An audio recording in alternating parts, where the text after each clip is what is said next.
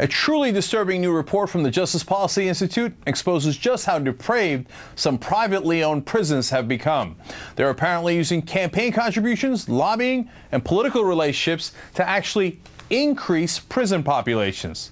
The report says, quote, over the years, these political strategies have allowed private prison companies to promote policies that lead to higher rates of incarceration and thus greater profit margins for their company.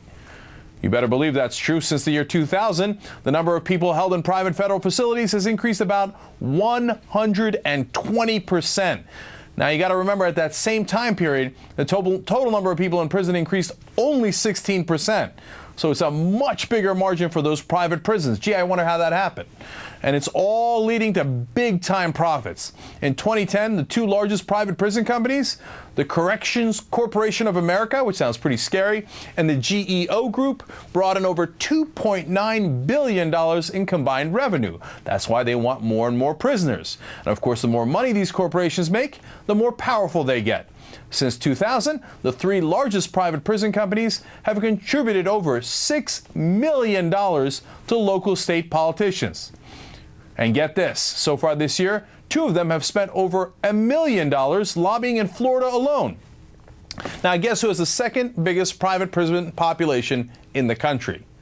You're doing a good job of following along. Yes, it's Florida, coming in right behind Texas with 9,800 inmates. And private prison companies have been involved in lobbying efforts that would privatize all prisons in South Florida. So you get how this works. They make some money. They give a little bit to the politicians. $6 million is a lot to the politicians, but not a lot to companies making $3 billion. And they say, hey, get us more prisoners. By the way, they also helped to lobby for the Arizona immigration law, which then created so many more prisoners, which they profit off of. We cannot have private corporations doing this kind of government work. What are we going to do? Turn the whole country into prisoners? This is outrageous. We got to stop it. We got to put an end to it.